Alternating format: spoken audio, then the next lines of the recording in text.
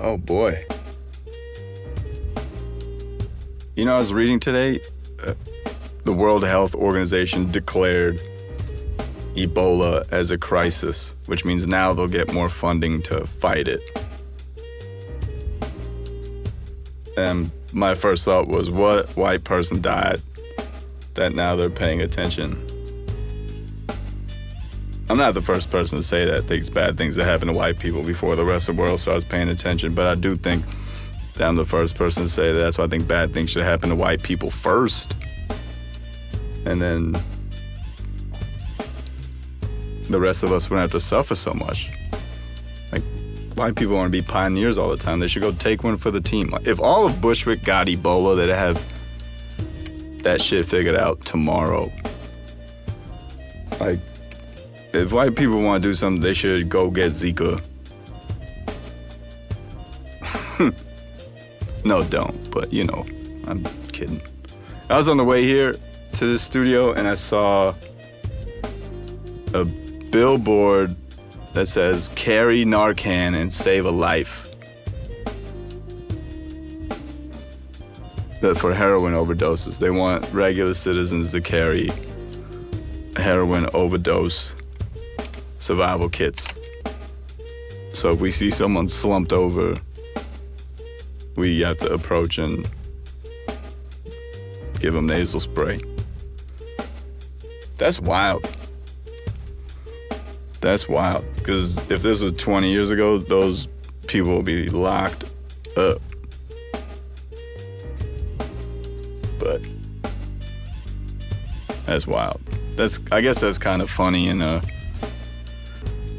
Shakespearean way. Like, tragedy is funny, but Shakespeare was a creep.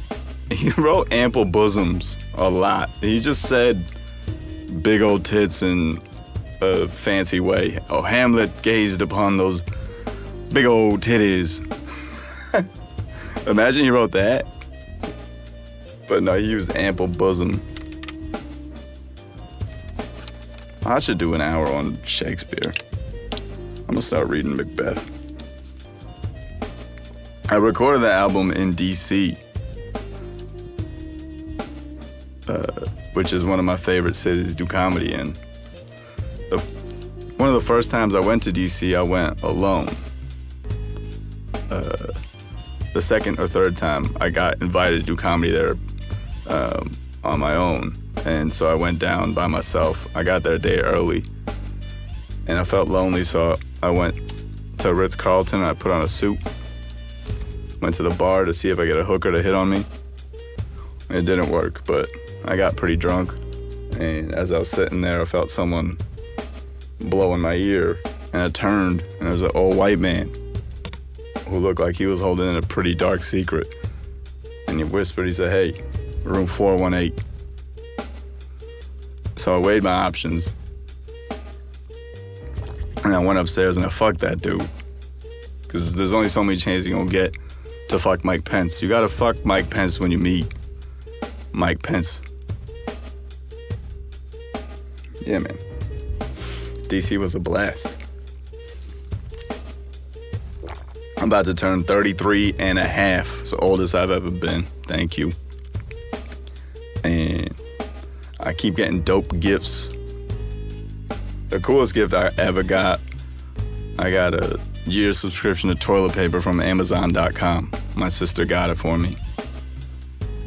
And some people think that's a lot of toilet paper, but not if you want a clean ass, it's not. I shit with so much confidence. I be taking shits I don't need to take. I'll go to the bathroom, is that a fart? Who cares? Take a shit, dude. You got toilet paper for days. And some people are like, what about thoughtful gifts? You gotta get thoughtful gifts. What happened to thoughtful gifts? I used to get thoughtful gifts. The sneakers I'm wearing, a gift. The t-shirt I'm wearing, a gift. I don't think about those people as much as they think I would.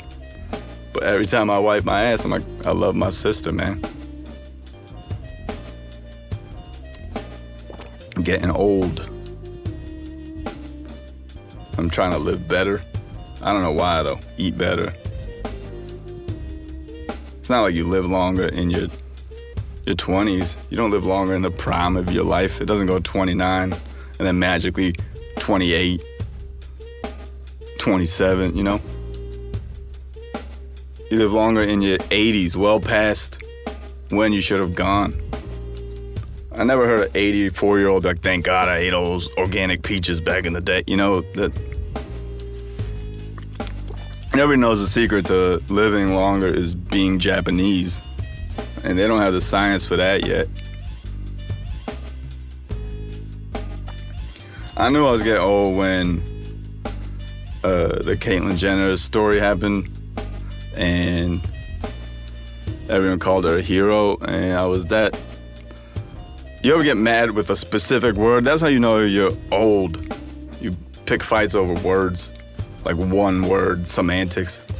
Hero, though, to me means you represent people, you know? I don't know who Caitlyn Jenner represents. Like, Cricket Nimmons is a hero. You know about Cricket Nimmons? Cricket Nimmons was the first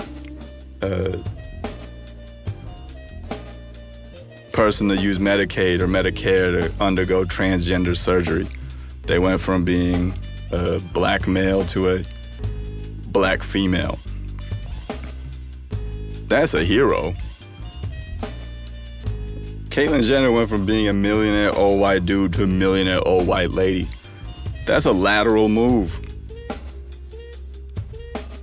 She went from being the first easiest thing you could be in this country to the second easiest thing you could be in this country. And the third, obviously, is an old white lady's dog, but they don't have the science for that yet. I think what happened was Bruce caused a car accident in which he killed an old white lady, and the judge was like, I'm going to allow you your white privilege, but you took an old white lady out of this world, you're going to bring one back. Justice? That's how I knew I was old. New York makes you old super fast. New York ages you with so much noise and stuff you have no control over. I was on a train here. It's 90 degrees out. I had my arm up on the subway railing. And I put deodorant on in the morning, but that don't last all day. Degrees 48 hours is more like 4 to 6, depending on how long you've been moving around. But my arm was up on the subway railing, and these two old ladies were in the hot zone, and I heard one of them whisper, you know, it's not in their culture to wear deodorant. I was like, yeah, but we do speak English. Like, how are you so informed and still so racist? Like, how do you think you know that? You've clearly not been around enough Indian people to not know that Indian people's, like, second language is English.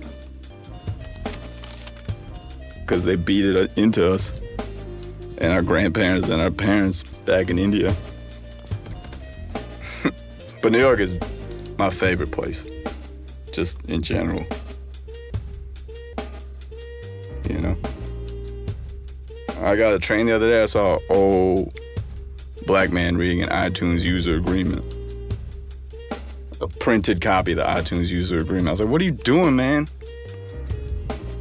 He said, you never know what the white man is up to. I was like, you're right, dude.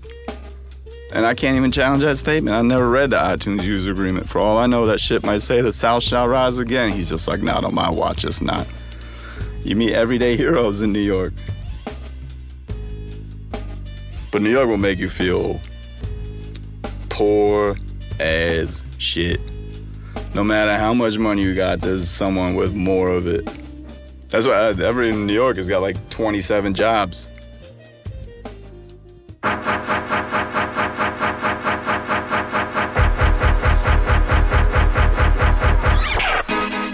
It's 2019, New York City, the gig economy.